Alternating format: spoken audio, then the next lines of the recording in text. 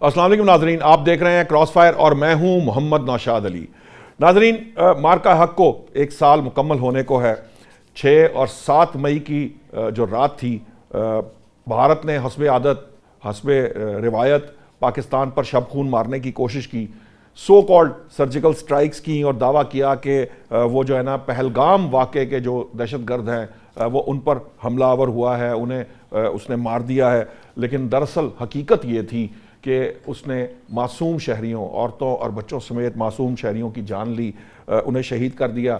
22 April کو پہلگام واقعہ ہوا، اس کے کئی دن گزر جانے کے دوران جو ڈیبیٹ نہ صرف بھارت بلکہ دنیا بھر میں ہو رہی تھی، اور جتنی بھی سین وائسز تھیں، سین میڈیا وائسز تھیں، اس کے اندر یہ سوالات اٹھائے جا چکے تھے۔ بلکہ اگر آپ یوں کہیں کہ تقریباً پہلگام جو واقعہ ہے اسے اسٹیبلش کیا جا چکا تھا کہ وہ فالس فلیگ ہے، لیکن اس کے باوجود بھارت جو ہے وہ اپنی ہٹ درمی پر قائم رہا۔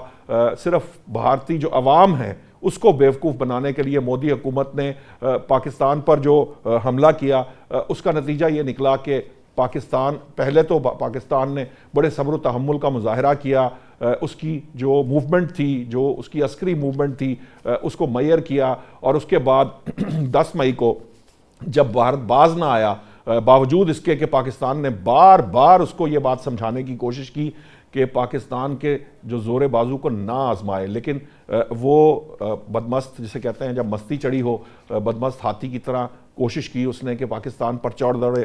نور خان ایئر بیس پہ وہ حملہ آور ہوا تو اس کے بعد پاکستان نے اسے جواب دیا، اور یہ وہ جواب تھا جو نہ صرف بھارت کی جو آنے والی نسلیں ہیں وہ یاد رکھیں گی، وہ یاد رکھیں گی کہ جو دنیا بھر میں ناقابل تسخیر 4 رافیل طیارے پاکستان نے گرائے، کل 8 جنگی طیارے گرائے، 4 دیگر طیارے گرائے، S-400 کی بیٹریاں اڑا دیں، 16 ایئر بیسز پر پاکستان حملہ آور ہوا، اور حالت اس کی یہ کر دی کہ وہاں صرف پاکستانی شاہینوں کا راج تھا بھارت کی فضاؤں میں۔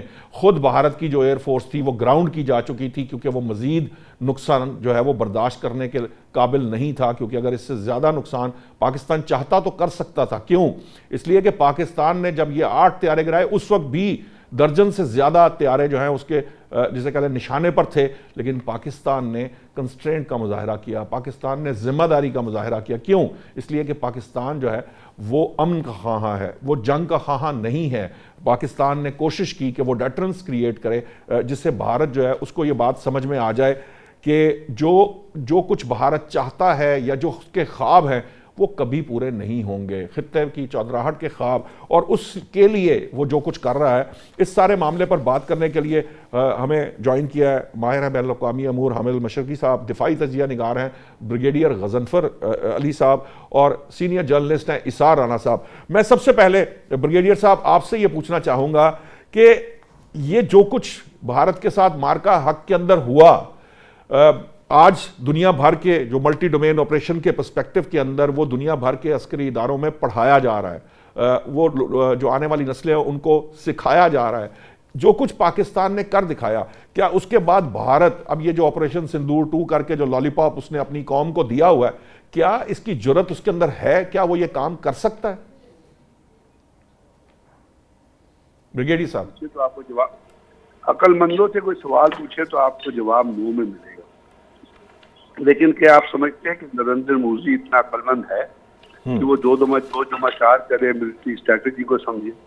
کیونکہ آپ یہ یاد رکھیے گا کہ جب 2019 سے انہوں نے پاکستان پہ حملہ کیا تھا نا، تو جس دن حملہ ہونا تھا اس دن ویدر بہت خراب تھا، تو انڈین ایئر فورس چاہتا یہ تھا کہ ایک دن جو ہے آپریشن جو ہے آگے کر دیا جائے، وہ اٹیک آگے کر دیا جائے۔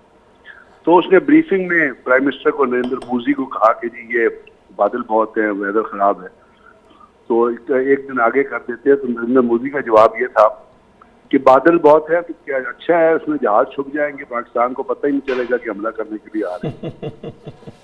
تو اب آپ مجھے بتائیے، ٹھیک ہے۔ تو دوسرے اس کے بعد آپ کو پتہ ہے کہ بی جے پی کے ایک لیڈر نے کہا کہ جی اگر آپ کے اوپر نیوکلیر حملہ ہو تو آپ جسم پہ گائے کا گوبر مل لیجیے گا تو آپ کو تابکاری کے اثرات نہیں ہوں گے۔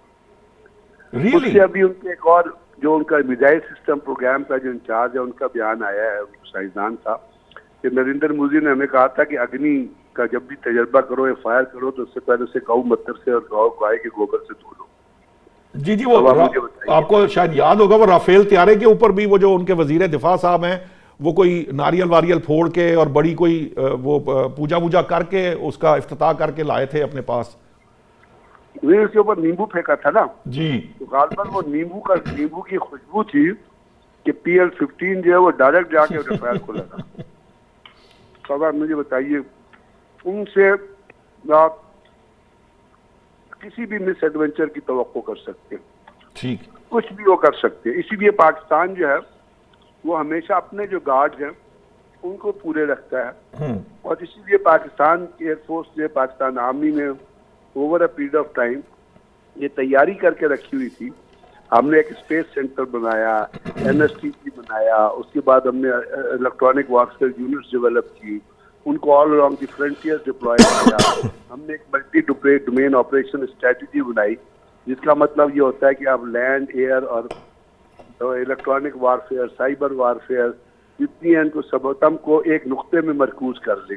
اور اس کے ذریعے اس کی سب سے بڑا فائدہ یہ ہوتا ہے کہ وہ کہتے ہیں نا آپ سینسر ٹو شوٹر کیپیبلٹی جو ہوتی ہے, یعنی جو چیز ریڈار سینس کر رہا ہے آپ اپنے میزائل کو بھیجیں وہ شوٹر کے لیے تاکہ وہ ٹائملی ریئیکٹ کرے, ٹائملی ایکٹ کرے اور دشمن کو تباہ کرے.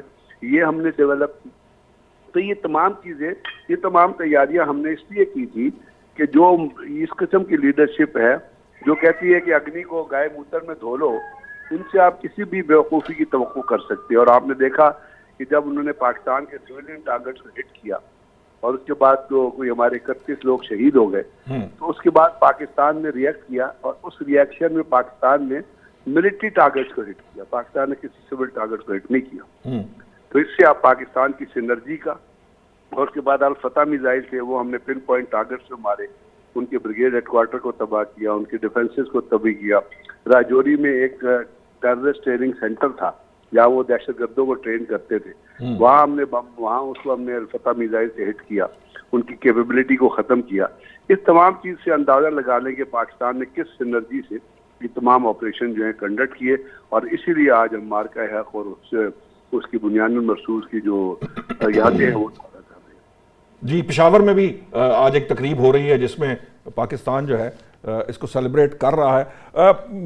اسار رانا صاحب, میں آپ سے صرف یہ پوچھنا چاہوں گا, یہ جو بات کہی ہے بگیڑی صاحب نے کہ جو ان سے دشمن ہے یا جو مس ایڈونچر کرنے کا عادی ہے دشمن, اس سے توقع نہیں رکھی جا سکتی, اس لیے ہم اپنے گارڈز لو نہیں کرتے, ہم ہمیشہ ان کو اپ رکھتے ہیں. لیکن یہ جو کچھ وہاں ہو رہا ہے صرف دھرندر مووی بنا لینے سے, خیالاتی جیت لینے سے. مجھے یاد ہے میں نے ایک مووی دیکھی کسی اس کی اپلیکیشن کے اوپر جس میں وہ جو انہوں نے کینیڈا میں جو ٹارگٹ کلنگ کی ہے وہ کوشش کر کے یہ پاکستان پہ ڈال رہے تھے. پھر انہوں نے ایئر فورس کی کوئی مووی بنائی ہے جس کے اندر وہ جو صاحب تھے جن کی مونچھیں اور جن کو چائے کے کپ والے معاملات اور جن کو اعزازات سے نوازا گیا تھا, وہ جو ہیں ان کو بہت بڑھا چڑھا کر اور پتہ نہیں وہ کون سے سورما کی شکل میں انہوں نے پیش کرنے کی کوشش کی.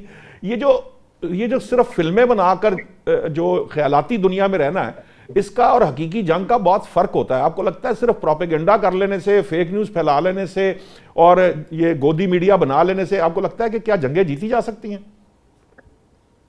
ایک تو یہ جو کسی وقت میں تک اتنا سمجھا جا رہا تھا کہ پروپیگنڈا میٹر کرتا ہے, اور کرتا بھی ہے, اس میں کوئی شک نہیں, پروپیگنڈا میٹر کرتا ہے.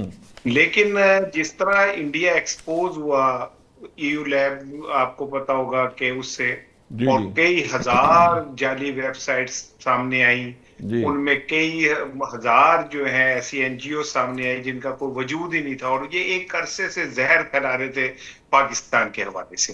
اور پاکستان کے حوالے سے ہر وہ چیز جس کا کوئی وجود نہیں تھا یہ یورپ میں اور ادھر ادھر. لیکن اس کے بعد یہ جب ایکسپوز ہوئے تو پروپیگنڈا ان کا آ گیا ان کے میڈیا کے اوپر. اور آپ کو یاد ہوگا شروع میں ڈرتا رہا کہ شاید جو انڈیا کے اینکرز ہیں ان کی کرسیوں کے نیچے کیل نکل آئی ہے, جو یہ اٹھ کے بول رہے ہیں نا, اور ان کے ووکل کارڈ جو ہیں یہ پھٹ رہے ہیں. تو مجھے لگتا تھا کہ کہیں اللہ رحم کرے کہ کچھ ایک گلا جو ہے وہ بلاسٹ نہ کر جائے. اور لیکن یہ کہ پاکستانی میڈیا نے اس کے جواب میں جتنے تحمل اور ذمہ داری کا مظاہرہ کیا, مجھے I am proud to be a part of that media. Yes, we all are. ہم نے جتنے تحمل سے وقار کے ساتھ چیزوں کو دیکھا مجھے فخر ہے. اور جب وہ اپنے جہازوں کے اوپر وہ لگا رہے تھے گائے ماتا کا, تو ہم نے بھی سانڈے کا تیل لگا دیا تھا اپنے جہازوں کے اوپر, کیونکہ گائے ماتا کو سانڈا بہت پسند ہوتا ہے. تو ہم نے سانڈے کا تیل لگا کے اپنے جہازوں کو تیار کر لیا تھا, اور پھر انہوں نے سانڈے نے کہ تیلوں نے کام بھی وہی کیا جو گائے ماتا کے ساتھ ہو سکتا تھا. تو دنیا جو ہے وہ اب اس بات کو تو سمجھ گئی کہ پاکستان پہ جتنا کیچڑ بوتان لگانا تھا وہ لگ چکا ہے. آپ دیکھیں اس جنگ کے بعد کیا ہوا, پاکستان کا امیج آل ٹوگیدر چینج ہو گیا, اور دنیا نے ہمیں نہ صرف یہ کہ قوت تسلیم کیا, ذمہ دار ریاست تسلیم کیا. آج دنیا کا کی سلامتی کونسل اسلام آباد ہے. بھارت کو کوئی گھاس ڈالتا ہے, بھارت کو کوئی پوچھتا ہے, یہ بہت بڑی ہماری کامیابی ہے. اور میں سمجھتا ہوں کہ پہلگام کا الزام لگایا ہم پہ, آج تک وہ ذلیل و رسوا ہو رہے ہیں اس الزام پہ, کیونکہ ہم کہتے ہیں ثابت کرو, ہم جی کہتے جی, ہیں وزیر اعظم صاحب نے اوپن آفر دی کچھ تھی ہے ہی نہیں. کہ آپ شفاف تحقیقات آزادانہ جس سے چاہیں آپ تحقیقات کرا لیں. الحمدللہ. تو وہ جو ہمارے خلاف ایک پروپیگنڈا تھا وہ تو ختم ہو گیا. اور اس جنگ میں بھی, آئی ایم سوری دو لفظ لے رہا ہوں, عامر میرا بھائی ہے چھوٹا, وہ کھڑا ہوا ہے, جی جی جی, بیٹھا ہوا ہے, سوری بیٹھا ہوا ہے, کھڑا ہوا ہے مجھے نہیں, لیکن شکل جتنی نظر آ رہی ہے وہ مسکرا رہا ہے.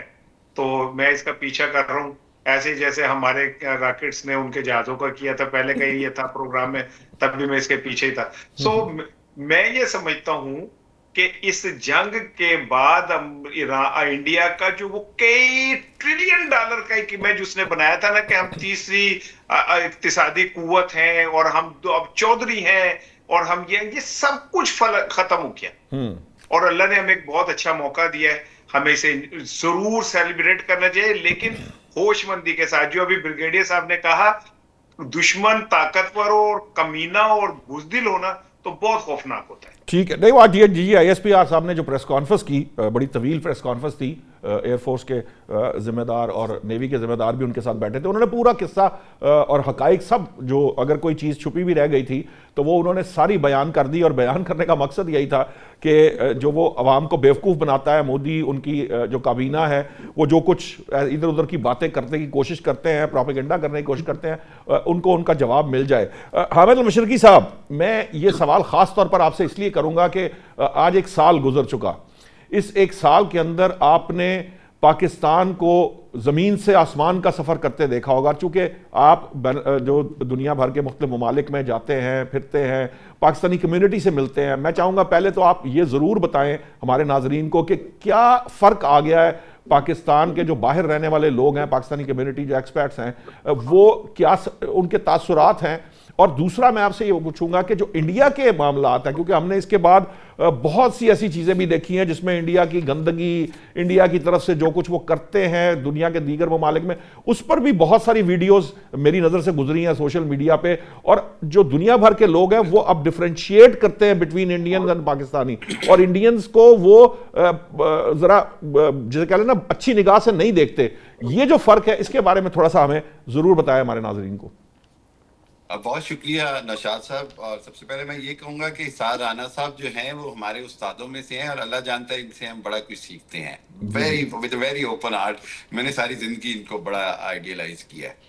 اچھا, اب ایک بات بڑی امپورٹنٹ ہے, وہ یہ ہے کہ کچھ کام ہوتے ہیں جو اللہ کی طرف سے ہوتے ہیں, بندے کو سمجھ نہیں آتی ہے. وہ انڈیا جو ہمیں تنہا کرنا چاہتا تھا, وہ مودی جو 2014 سے کہتا آ رہا تھا کہ جی میں پاکستان کو دنیا میں تنہا کر دوں گا, دیوار سے لگا دوں گا, پاکستان کو جناب دیوالیہ کر دیں گے پاکستان کے, وہ جب قسمت کا پہیہ پھرتا ہے, جب اللہ تعالیٰ کی مدد آتی ہے, تو کیسے ہوتا ہے کہ آج دنیا میں انڈیا جو ہے وہ تنہا ہے. آج ورلڈ سٹیج کے اوپر پاکستان از سینٹر آف دا سٹیج. آج دنیا میں جب ہم بات کرتے ہیں کہ Geneva, Washington, new York, Vienna, تو ساتھ پاکستان کے ساتھ دارالحکومت اسلام اسلام آباد آباد کی کا بات نام ہوتی کیا ہے کہ بالکل یہ ٹھیک. وہ شہر ہے جہاں دنیا کے بڑے بڑے معاملات طے پا رہے ہیں. اسی طرح جو پاکستانی جو بنیان المرصوص سے پہلے ایک طرح سا ایک ہمارے دماغوں میں یہ بٹھا دیا گیا تھا, یہ جو ابھی رانا صاحب نے کہا نا EU ڈس انفو لیب یا اس طرح کی جو پورا پروپیگنڈا کی مشینیں تھیں, انہوں نے ہم پاکستانیوں کے ذہنوں میں بھی بٹھا دیا تھا کہ انڈیا جو ہے وہ پتہ نہیں ہم سے کوئی 100 سال آگے چلا گیا ہے, شائننگ انڈیا ہے, ہم تو اب ان کا مقابلہ ہی نہیں کر سکتے, اربوں ڈالر ان کے پاس ہے, ٹیکنالوجی ان کے پاس ہے, ہم تو ان کے مرہون منت ہے, اگر ہمارے پاس ایٹم بم نہ ہو تو پتہ نہیں یہ ہمیں صفحہ ہستی سے مٹا دے. اب جو کچھ ہوا 7 مئی سے 10 مئی کے درمیان, اس کے نتیجے میں جس انداز میں ہم نے ریزالو شو کیا, جس انداز میں ہم نے انڈیا کو دھول چٹائی, اس کے بعد پوری دنیا کے پاکستانیوں کا سر فخر سے بلند ہوا. اس کے بعد وہ جو مت تھی کہ جی کائنیٹک وار میں یا روایتی جنگ کے اندر, کنونشنل وار میں ہم کسی بھی حالت میں انڈیا کا مقابلہ نہیں کر سکتے, وہ بات ہمیشہ کے لیے ختم ہوگی. بلکہ یہ نظر آیا کہ پروفیشنلزم جو ہے اس میں ہم نے انڈیا سے کئی گنا آگے ہیں. اور وہ جو بات کہی جاتی ہے کہ it is not about the gun, it is about the man behind the gun, کہ بندوق چلانے والا کون ہے. اسی طرح پاکستان نے ثابت کیا کہ it is not about the Rafale, it is about the pilot pilot sitting in the cockpit, چاہے وہ JF Thunder 17 ہو, JF-10C ہو, اور وہ پاکستان کی پروفیشنل جو افواج ہیں اور ایئر فورس ہے اس نے ثابت کیا. اس کے بعد پوری دنیا کے اندر پاکستان کا امیج ہر گزرتے دن کے ساتھ ایک نیٹ سیکیورٹی پرووائڈر کے حوالے سے امیج پوری دنیا میں آیا. عرب ممالک کے اندر پہلی بار دیکھیں, یورپ کے اندر تو پھر بھی برابری ہوتی ہے, رہنے والے کے ایک مساوی حقوق ہوتے ہیں, اس کو اتنا اپنے کمپلیکس کا پرابلم نہیں ہوتا. لیکن عرب ممالک کے اندر جو پاکستانی لیبر تھی, میں نے ان کے اندر بڑا پرائیڈ دیکھا, میں نے ان کے اندر فخر دیکھا جب وہ بنگالی اور انڈین لیبر کے مقابلے کے اوپر کھڑے ہوئے. انہوں نے کہا جی ہم نے آپ کے ساتھ یہ کیا, اب آپ کا مودی جو ہے وہ منہ چھپاتا پھر رہا ہے کہ آپ کبھی لاہور میں پورٹ بنا دیتے ہیں اور کبھی آپ سرینا کی 5 منزلیں بنا دیتے ہیں اور پتہ نہیں کیا کیا قصے کہانیاں سناتے ہیں. سرینا افغانستان. ایک چیز بڑی امپورٹنٹ ہے, وہ یہ ہے کہ پاکستان کا یہ جو سفر ہے, ہم بار بار یہ بات کرتے ہیں کہ اب اس سفر کو گراؤنڈ لیول کے اوپر, گراس روٹ کے اوپر عوام کے لیے فائدہ مند ہونا چاہیے. یہ سارے چیلنجز سے ہم بڑے اچھے طریقے سے نبرد آزما ہوئے, ان سے ہم نے اپرچونٹی کریٹ کی. اب اس اپرچونٹی کو ہم نے کیپیٹلائز کرنا ہے for over better economy, for over betterment of over people. اور پوری دنیا کے جو پاکستانی ہیں وہ اسی امید پہ بیٹھے ہوئے ہیں کہ انشاءاللہ معاملات اور بہتر ہوں گے. جہاں ہمارے سر فخر سے بلند ہیں پاکستان کی کامیابی پر, وہیں پر ہر پاکستانی کو ایک امید ہے کہ اب اکنامیکل ریوائول کا ایک سفر شروع ہوگا, جس کے بعد پاکستان جو ہے وہ دنیا کی بہتر معیشتوں میں بھی شامل ہوگا. ٹھیک. رانا صاحب, یہ جو کچھ بھارت کرتا ہے, ہمیں معلوم ہے کینیڈا کا جو ایشو ہوا, اب سکھ جو ہیں پوری دنیا کے اندر ایک لبرل, اور جسے کہتے ہیں نا کہ اس میں کوئی عسکریت پسندی نہیں ہے, وہ دنیا بھر کے اندر ریفرینڈمز کراتے ہیں, اپنے لیے خالصتان کی ایک موومنٹ چلاتے ہیں, پرامن موومنٹ ہے. لیکن ان کے رہنماؤں کو یہ کینیڈا کی زمین پر جو ہے وہ قتل کرتے ہیں. پھر امریکہ کے اندر بھی یہی بات سننے کو ملتی ہے, برطانیہ کے اندر بھی اس طرح کی شکوک و شبہات پیدا ہوتے ہیں. اور جو پاکستان کے اندر جو پراکسیاں چلانے کا مسئلہ ہے, کلبھوشن پکڑا گیا, ساری دنیا کو پتہ چل گیا کہ بلوچستان کے اندر فتنہ ہندوستان جو ہے اس کے پیچھے کون تھا. پھر ہمارے ہاں یہ DGISPR کی, آپ کو کچھ چند ماہ پہلے آپ کو یاد ہوگا یہ ان واقعات, 10 مئی کے بعد کچھ عرصے بعد ہمیں یہ پتہ چلا کہ وہ را جو ہے وہ آن لائن ہمارے یہاں پہ بھرتی کرنے کی کوشش کر رہی ہے, لوگوں کو پیسہ دے رہی ہے. سو یہ جو دہشت گردی کے پیچھے ایکچولی جو اس خطے کے اندر جو ملک دہشت گرد ہے وہ بھارت ہے. یہ بات پوری دنیا کو معلوم ہو چکی ہے, یہ بات پوری دنیا کے سامنے آ چکی ہے. لیکن آج بھی جو جس طرح سے بھارت کو ٹریٹ کیا جانا چاہیے, خاص طور پر کشمیر کے معاملے پہ, پانی کے معاملے پہ, وہ اس طرح سے نہیں ہوتا عالمی جیسے کہہ لیجیے منظر نامے پہ یا عالمی طاقتوں کی طرف سے. کیا وجہ ہے آپ کے خیال سے کہ یہ عالمی طاقتیں جو ہیں انڈیا کو اس طرح سے پریشرائز نہیں کرتی جس طرح ہمارے سے جو ڈو مور اور پتہ نہیں کیا کیا مطالبات ہوا کرتے تھے؟ دیکھیں بھائی, ایک حدیث ہے, آپ صلی اللہ علیہ وآلہ وسلم نے فرمایا تھا کہ اس طرح والے ہاتھ سے اس طرح والا ہاتھ بہتر ہوتا ہے. تو مانگنے والے کی ویلیو کچھ اور ہوتی ہے, اور کمانے والے کی کچھ اور ہوتی ہے. आई एम सॉरी टू से इट्स अ बिटर। नहीं ठीक है, वो माशी कमजोरी हमारे माशी कमजोरी में तो मामलात हैं। देखिए अमेरिका जो है वो $1 ट्रिलियन का मकरूज है, लेकिन उसकी अवाम इसलिए मुतमईन है कि उनके सरबराहों ने उन $1 ट्रिलियन के कर्जों से अपने बच्चों के कारोबार नहीं किए या उनको नहीं सेटल किया। अमेरिका अगर $1 ट्रिलियन का मकरूज है तो होगा, लेकिन अवाम उनकी खुशहाल है। कई ट्रिलियन डॉलर हम है कई trillion dollar, that is 38 $1 trillion, वही मैं कह रहा हूँ ना।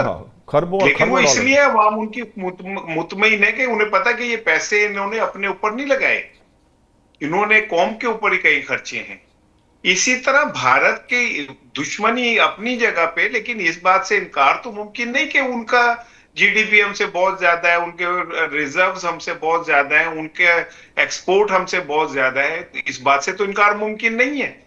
तो जब जो फैक्ट्स हैं वो ये कि वो दुनिया के साथ कारोबार करते हैं, दुनिया के साथ पैसों का लेन देन करते हैं, जबकि हम सिर्फ दुनिया के पास भीख मांगने के लिए जाते हैं। हमसे यूएई ने पैसे लेने हैं तो हम सऊदी अरब के पैर पकड़ लेंगे, सऊदी अरब मांगेगा तो कतर के पैर पकड़ लेंगे। तो वो फर्क तो है जो अभी क्या कहते हैं भाई मेरा कह रहा था कि अब हमें इसको मटेरियलाइज करना चाहिए। तो मैं यही तो अर्ज कर रहा हूं कि हमने इंडिया को जंग में हरा दिया, कोई शक नहीं है, लेकिन अवाम की जिंदगी के अंदर भी बेहतरी लाना अब हमारा इंडिया को शिकस्त दी हमारी आर्मी ने, हमारी पाक अफवाज ने, हमारी सियासी कुव्वतों ने अगर शिकस्त देनी है तो वो गुर्बत को शिकस्त दें, जहालत को शिकस्त दें, बेरोजगारी को शिकस्त दें। ये इनका काम है, वो उनका काम है जो उन्होंने किया है। हमारी सियासी कुव्वतों का क्या काम है? हमारी सियासी कुव्वतों का काम यह कि उन्होंने इतना अजीम कारनामा अंजाम दिया कि मैं समझता हूं कि जब से हिस्ट्री मैंने पढ़नी शुरू की, इतना अजीम कारनामा जो 3 दिन पहले शहबाज हुकूमत ने दिया किसी ने नहीं दिया। और मैं फख्र से कह सकता हूं कि मेरे हरदिल अजीज वजीर आजम ने फी यूनिट बिजली 1 पैसा कम किया है। मैं कहता हूं इससे इतनी खुशहाली आनी है, 1 पैसा फी यूनिट कम होने से पाकिस्तान का जीडीपी, पाकिस्तान के रिजर्व्स, गरीब आदमी की जिंदगी में ऐसा इनकलाब आना है कि कोई सोच ही नहीं सकता 1 पैसे से। ये हमारे हुक्मरानों के इक्तिसादी पॉलिसियां हैं, आप अंदाजा करें। इस 1 पैसे कमी के ऊपर पता नहीं कितने करोड़ के इश्तार मुफ्त इन्होंने छपवा दी। जी नाज़रीन, अभी लेते हैं एक ब्रेक से वापस आएंगे तो इसी बात को आगे बढ़ाते हैं।